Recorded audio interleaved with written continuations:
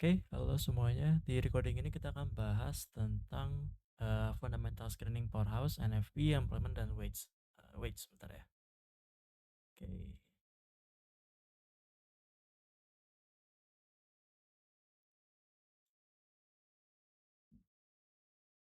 oke, sebentar ditulis dulu.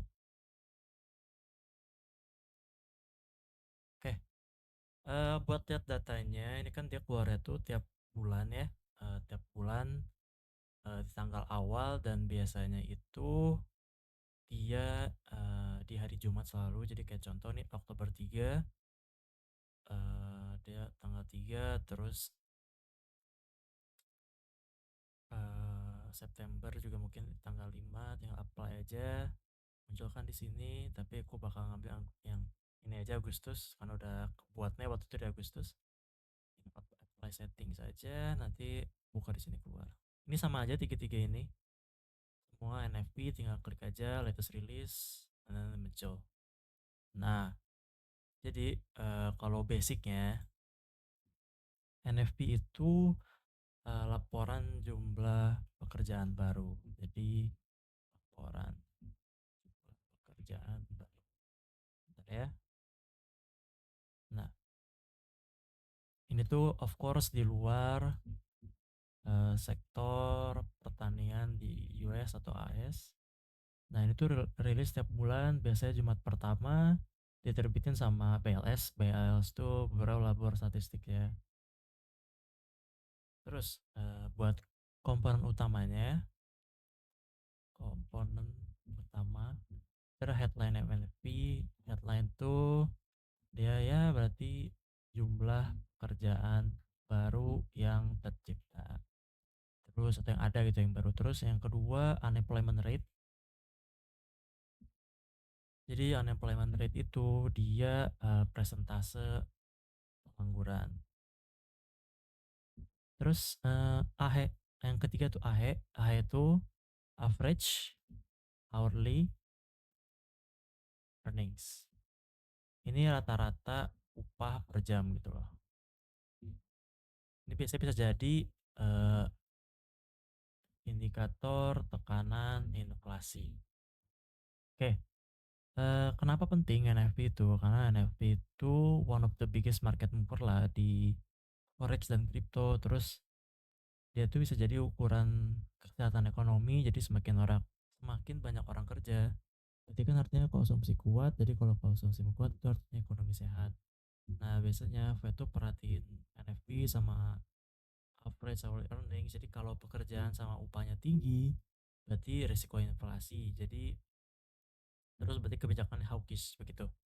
Cara baca yang simpelnya, kalau cara baca simpel ya, kalau NFP lebih tinggi dari forecast, berarti USD menguat. Terus kalau NFP lebih rendah, ya berarti sebaliknya ya, USD melemah. Tapi harus ini inget ya, harus dikombinasi dengan unemployment rate dan average hourly earnings atau AHE yang aku sebut lah. Terus hal yang perlu kalian ingat, NFP itu sering bikin whipsaw atau spike yang naik turunnya cepet. Nah, jadi lebih baik jangan buru-buru entry tanpa konfirmasi.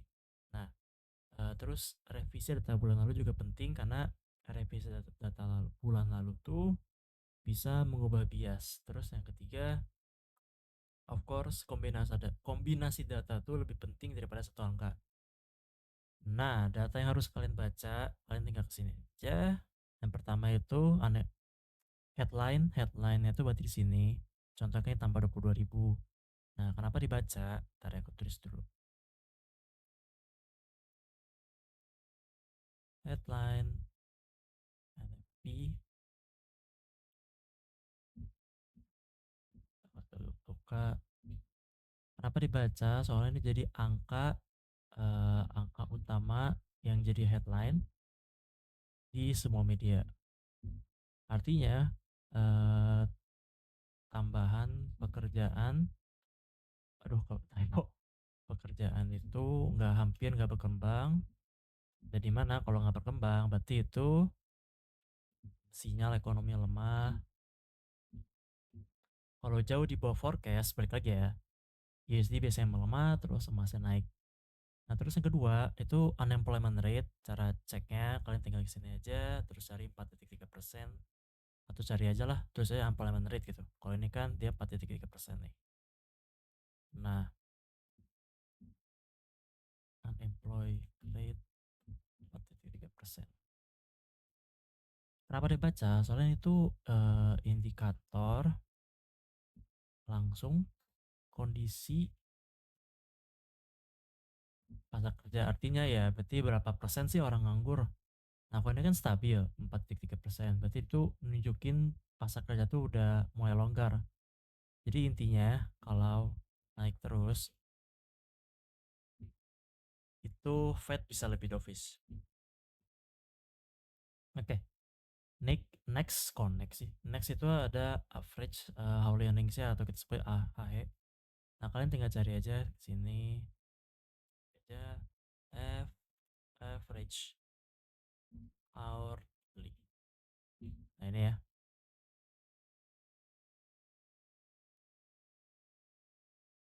Itu aja yang dibaca. Berarti kalau yang sekarang itu dia tuh naik 0,3% sama ini kan per bulannya. Terus yang tahunnya itu dia 3,7% ya. Ini yang tahunnya per tahunnya, terus ini yang per bulannya. Jadi kok AG sih? AG terus aja berarti 0,3 sama 3,7 lah ya. Nah, kenapa dibaca? Soalnya itu upah tuh bisa jadi sinyal inflasi tenaga kerja. Ini tuh biasanya selalu dipantau sama Fed ya, berarti Fed selalu pantau gini begitu. Terus yang kedua, artinya meskipun payrollnya nggak berkembang, berarti upah tetap naik kan. Nah, biasanya ini tuh ada tekanan inflasi upah. Jadi kalau NFP-nya jelek, Fed tuh nggak bisa terlalu dovish, otomatis ya ini bisa bikin reaksi marketnya campur. Terus rincian industri, maksudnya rincian industri kalian bisa cari aja di sini. Gampangnya sih, tar. Nah, biasa muncul dulu headline dulu dia di sini nanti ditunjukin. Tadi aja headline ini udah buat rincian industri ini di bawah-bawah sini. Sudah established. Nah, begitu. Kenapa dibaca? Tar ya ditulis dulu rincian industri. Jadi itu kasih tahu sektor mana yang nyumbang growth atau malah drop, artinya. Nah, tadi healthcare tuh masih tumbuh tambah 13.000 ya, berarti tapi manufaktur wholesale trade-nya oil gas justru turun. Kalau sektor cyclical atau kayak manufaktur lemah biasanya itu eh, sinyal ekonomi ke depan jelek. Nah, kalau jelek berarti investor tuh risk off dan berarti emas bisa naik gitu. Oke, terus yang terakhir itu jam kerja. Ini kan kenapa dibaca? Jadi kalau misalkan kalau jam kerja turun, artinya permintaan kerja melambat walau eh, walau jumlah pekerja belum turun. Nah, gitu. Jadi artinya kalau misalkan flat 3 bulan berturut-turut berarti kan itu sinyal perusahaan belum menambah jam kerja karena demand lemah. Nah, kalau ini turun lagi, ini bisa jadi indikator NFP itu bulan depannya makin jelek. Jadi kesimpulannya, payrolls ukuran jumlah pekerjaan, unemployment tuh ukuran ketat lawan longgar pasar kerjanya, wage atau AH-nya itu berarti tekanan inflasi dari tenaga kerja. Terus industri breakdown itu kasih konteks sektor mana yang lemah, terus jam kerja itu indikator dini sebelum PHK massal. Jadi keenam data ini tuh dibaca karena saling melengkapi. Jadi kalau cuma lihat payroll, sekarang gambar setengah. Tapi dengan wage, unemployment, revisi, sektor jam kerja itu ya dapat gambaran penuh buat prediksi Fed dan arah USD, XAU, dan Euro gitu. Nah, di Discord aku udah buat tabel cheat code-nya. Kalian bisa lihat aja NFP, aku udah buat 3. Yang pertama tuh ini, semisal payroll naik lebih besar daripada forecast, berarti unemployment rate turun tuh stabil, average naik, lebih dari forecast, pasar kerja super kuat, upah naik, tekanan pasar tinggi, dampak market USD menguat, SLC turun. euro USD turun. Kalian baca aja di sini, terus ada tabel kedua juga. Ini yang data-data revisi. Jadi kalau revisi bulan lalu positif, berarti artinya data tuh belum sebelumnya ternyata lebih kuat. Kenapa penting? Berarti kan tunjukin lebih tren lebih baik laporan awal. Jadi dampak marketnya biasanya menguat atau otomatis ya XAU-nya turun. Dan ini tabel terakhir. Sorry. Ini ketiga. Ini keduanya. Nah, yang keduanya ini payrolls connect with the forecast. Berarti arti datanya ekonomi masih kuat, banyak lapangan kerja baru, ekspektasi ke marketnya USD menguat, XAU turun, euro turun. Biasa, oke, kalian baca aja di sini, lengkap semua. Dan tabel-tabel sebelumnya udah aku buatin semuanya, ada jobless claims, retail sales, sama PPI. Oke. Apalagi ya? Oh, oke. Paling yang bakal aku bahas itu kenapa revisi MVP penting. Nah, eh, data MVP kan tiap bulan tuh dihitung dari survei rumah tangga tuh sama perusahaan, tapi kan gak semua laporan tuh masuk tepat waktu. Jadi angka awal itu estimasi cepat. Nah, bulan berikutnya semisal BLS tuh dapat data tambahan, itu biasa mereka tuh revisi angka bulan lalu, kadang bahkan bulan keduanya sebelumnya gitu loh.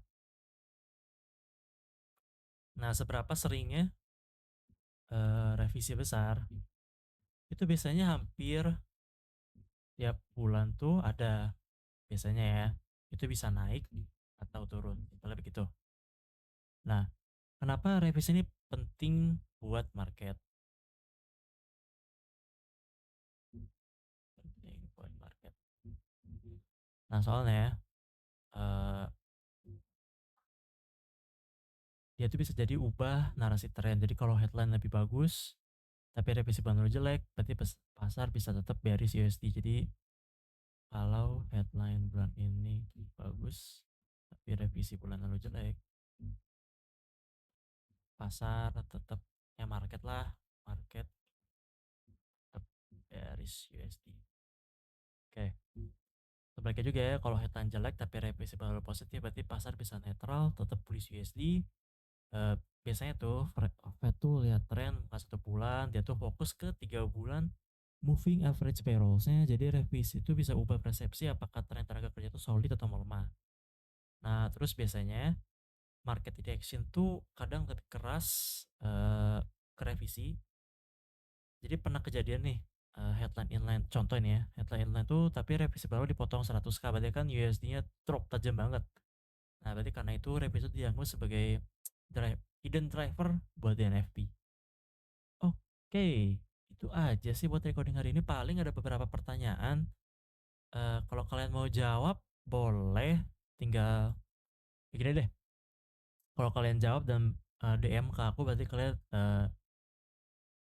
perhatiin ya recordingnya. Jadi pertama, kalau ini aja deh. Aku buat 5 aja deh.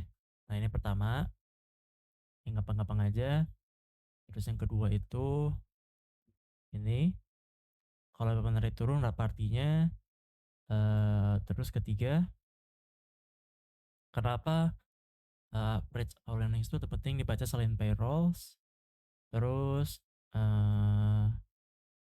yang keempat, kenapa itu naik di atas forecast, apa biasanya dapat USD kalau ya, sorry.